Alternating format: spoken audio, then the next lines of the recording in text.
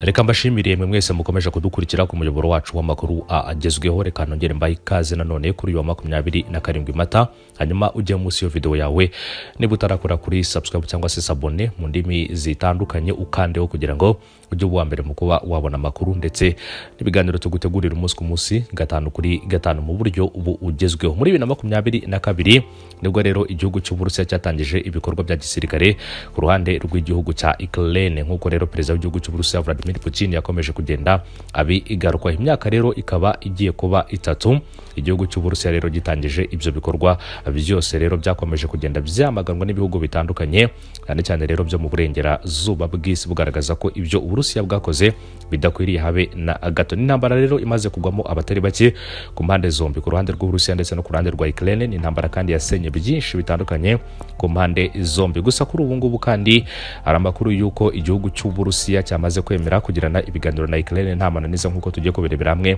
muri aya makuru ku buryo ubu urambuye. Byinshi bitandukanye bikomeje kugarukwaho. Ni mu gihe kandi ku munsi w'ejo nanone perezida w'igihugu cya Ukraine yagiranye ibiganiro byihariye na perezida wa Leta Zunze Ubumwe za Amerika Donald Trump ku birebana rero n'umutekano ku mpande zombi. Amakuru avuga ko perezida w'igihugu cy'u Burusiya Vladimir Putin yatangaje ko Uburusiya bwiteguye kugirana ibiganiro na Ukraine butabanje gushyiraho amananiza. Ibiro kandi bya perezida w'igihugu cy'u Burusiya byitwa Kremlin byatangaje ko mu biganiro yagiranye n'intumwa y'Amerika yitwa Steve Witkoff, umukuru w'igihugu kandi cy'u Burusiya yemeye gusubukura ibiganiro n'igihugu cya Ukraine. Umuvugizi kandi wa presidence y'igihugu cy'u Burusiya yitwa Dmitry Peskov yagize ati rero mu biganiro byamuhuje n'intumwa ya perezida Donald Trump, perezida kandi Putin yashimangiye ko uruhande rw'Uburusiya rwiteguye gusubukura ibiganiro n'Ukraine, cyane rero akagaragaza ko nta yandi mananiza agomba kuba yabaho, nk'uko Putin yakomeje kugenda igaruka. Uburusiya kandi bukaba butangaje ibi mu gihe perezida Donald Trump na Zelensky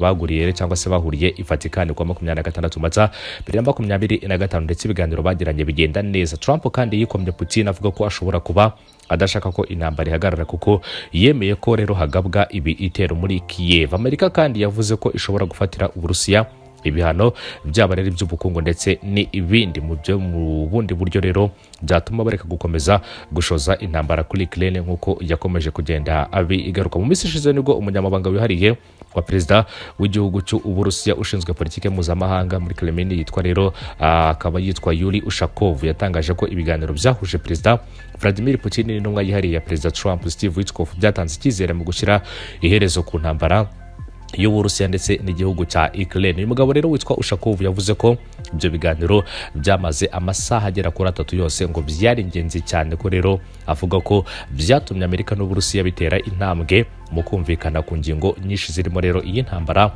yo muri Ukraine ndetse n'ibindi bitandukanye. By'umwihariko kandi Putin na Witkoff baganiriye ku buryo rero bwo gusubukura ibiganiro hagati y'abahagarariye Uburusiya na Ukraine bigamije gushakira umuti amakimbirane hagati y'ibyo bihugu byombi. Mu mezi ashize Witkoff yagiranye ibiganiro byinshi n'abayobozi bakuru b'igihugu cy'u Burusiya ndetse n'ibyo yagiranye na Putin inshuro zigera kuri 3 byibuze. Avuga ko rero afatwa nk'umwe mu bafite uruhare runini mu kongera kubanisha neza Amerika n'igihugu cy'u Burusiya kuri manda ya kabiri ya perezida Donald Trump. Kuva kandi Trump yatangira kwiyamamariza manda kandi ya kabiri ndetse akigera no ku butegetsi, yagaragaje ko ikibazo cy'amakimbirane hagati y'Uburusiya na Ukraine ari kimwe rero mu byo ashyize imbere, nk'uko uyu mugabo yakomeje kugenda igaruka. Ku munsi w'ejo hashize kandi perezida wa Leta Zunze Ubumwe za Amerika Donald Trump yari yagiranye ibiganiro na mugenzi we Volodymyr Zelensky wa Ukraine, baherukaga rero gushwanira muri White House. Baganiriye kandi ibiganiro i Vatican mbere yo kwitabira umuhango wo gushyingura Papa Francis uherutse kwitaba Imana. Ibiro kandi bya perezida wa Leta Zunze Ubumwe za Amerika White House byavuze ko mu minota 15 bamaze baganira muri Bazilika ya Mutagatifu Petero. Ibiganiro byabo byagenze neza ndetse ko na nyuma Zelensky rero yahamije ko byagenze neza ku buryo bishobora kuzaba ibya mateka. Nyuma kandi yo kuva i Vatican, Trump yanditse ku rubuga rwa Truth ko rero abona nta mpamvu yari gutuma rero Uburusiya bugaba ibitero muri Kiev, ndetse ko bituma anatekereza ko Putin rero atifuza ko intambara ihagarara, nk'uko Donald Trump yakomeje kugenda igarukaho. Donald Trump kandi amakuru akavuga ko BBC yanditse ivuga ko rero Uburusiya bwo buherutse kuvuga ko bwemereye Amerika ko rero bwiteguye kuganira na Ukraine hatabanje gushyiraho rero cyangwa se kujyaho amananiza. Trump kandi na Zelensky baganiriye imbona nkubona nyuma y'uko mu mpera za Gashyantare 2025 batonganye ndetse abari kumwe na Zelensky muri White House bagasohoka rero cyangwa se bagasohorwa ubutareba inyuma nk'uko byakomeje kugenda bigaragara mu mashusho ku ruhande rwa Perezida Donald Trump wa Leta Zunze Ubumwe za Amerika ndetse na mugenzi we w'igihugu cya Ukraine Volodymyr Zelensky. Nubwo rero ibyo byose bikomeje kugenda bigarukwaho ku ruhande rwa Perezida Museveni, akaba rero atangaza ko rero abo mu burengerazuba aribo bakomeje gutuma intambara ya Ukraine ifata indi ntera ngo bijyanye no kubugama kwabo batabanje gutekereza ku muzi w'ikibazo, nk'uko Perezida Museveni wa Uganda yakomeje kugenda abigaruka. Museveni rero akaba ashinja ibihugu byo mu burengerazuba bw'isi kwivanga mu ntambara itabireba, avuga ko rero ngaho kuba hagati ntibigire uruhande bibogamiraho ngo byashyigikiye Ukraine ndetse biyishora mu murongo utari wo, nk'uko Perezida Museveni yabitangaje. Mu magambo ye agira ati rero ntekereza ko Kiev iri kuyoborwa n'abatarebwa cyangwa se n'abatarebwa n'iyo ntambara cyangwa se bagashaka buhake.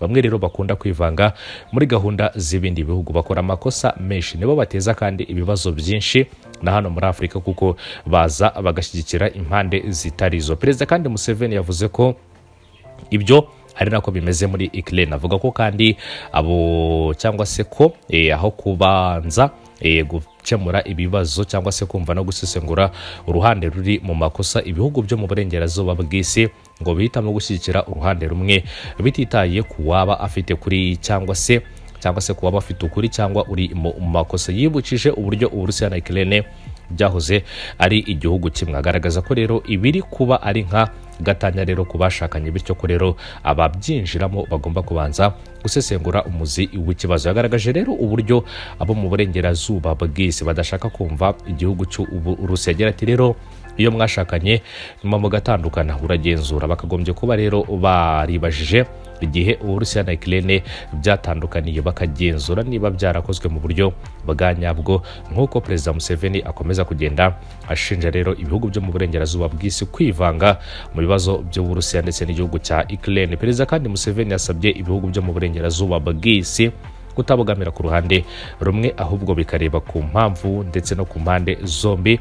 Agira ati rero ariko buri gihe bahora babogamiye ku ruhande rutari rwo, nk'uko Perezida Museveni yakomeje kugenda abigaruka. Ikibazo cy'Uburusiya na Ukraine ibihugu byinshi bitandukanye hirya no hino ku isi rero byagiye bisa naho bifata uruhande. Urabizi ko rero nk'ibihugu nka South Africa byagaragaje ko rero ibyakozwe n'igihugu cy'Uburusiya bidakwiye, ndetse kandi South Africa mu minsi ishize no mu myaka ishize yigeze gutangaza ko rero izafatira ibihano igihugu cy'Uburusiya bitewe n'uko rero cyateye igihugu cya Ukraine. Ibihugu byinshi bitandukanye hirya no hino ku isi navuga ko byafashe uruhande, ndetse uribuka kwigeze no kuba amatora y'ibihugu bitandukanye rero bagaragaza uburyo rero buri gihugu kibonamo ibintu ndetse n'uruhande buri gihugu gikwiye kuba akiriho. Ni amatora kandi yaragamije kugaragaza ko rero bidakwiriye ko Uburusiya bwari kugaba ibitero kuri Ukraine, ndetse rero ibihugu byinshi bimwe bitora byamagana kiriya gitekerezo ndetse n'umugambi w'igihugu cy'Uburusiya, mu gihe hari ibindi bihugu byatoye bigaragaza ko rero bishyigikiye igihugu cy'Uburusiya ku mugambi wabwo rero kugaba ibitero kuri Ukraine. Museveni rero nawe akaba ari umwe mubabona ko rero uruhande rw'igihugu cy'Uburusiya ari rwo rero bakabaye bariho, bitewe n'uko ngabona ko cyane cyane rero ibibazo by'Uburusiya na Ukraine bikwiye kuba bikemukira mu rugo, ndetse anabigereranya no kuba umuntu yarabanye n'undi cyangwa se barashakanye ariko nyuma bakaza gutandukana. Abona ko rero ari ibibazo byari bikwiye gukemukira ku ruhande rw'Uburusiya ndetse no ku ruhande rwa Ukraine, hatabayeho ko ibihugu byinshi byo mu burengerazuba bw'isi bikomeza gutiza umurindi intambara. Ibihugu byinshi bitandukanye bibarizwa rero mu muryango wa NATO byagaragaje ko abishyigikiye igihugu cya Ukraine, ndetse kandi hari bimwe mu bihugu Uburusiya bwagiye bwihanangiriza ko nibugira icyo bukora cyangwa se ibyo bihugu bikagira icyo bikora mu gufasha Ukraine bizagirwaho ingaruka mu buryo rero ubu ukomeye cyane, nk'uko byakomeje kugenda bitangazwa n'igihugu cy'Uburusiya. Gusa ku ruhande rumwe kandi nanone hari ibihugu bitandukanye byakomeje kugenda biha ubufasha Ukraine. Urabizi ko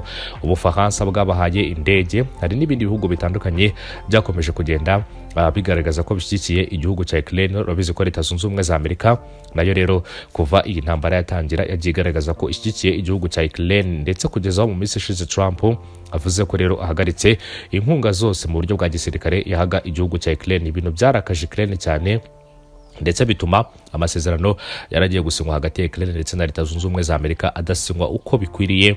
Nkuko rero byakomeje kugenda bigaruka nyuma yo kutumvikana hagati ya Perezida Donald Trump wa Leta Zunze Ubumwe za Amerika ndetse na mugenzi we wa Ukraine Volodymyr Zelensky. Kugeza kuri ubu ngubu rero Uburusiya butangaza ko byanze bikunze ibiganiro bigomba kuzaba mu mwuka mwiza kandi biteguye kuganira nta mananiza nkuko bikomeje kugenda bigaruka. Ndabashimiye cyane, umunsi mwiza n'ibihe byiza, mukomeze mukore kuri subscribe mumane natwe kandi makuru agezweho.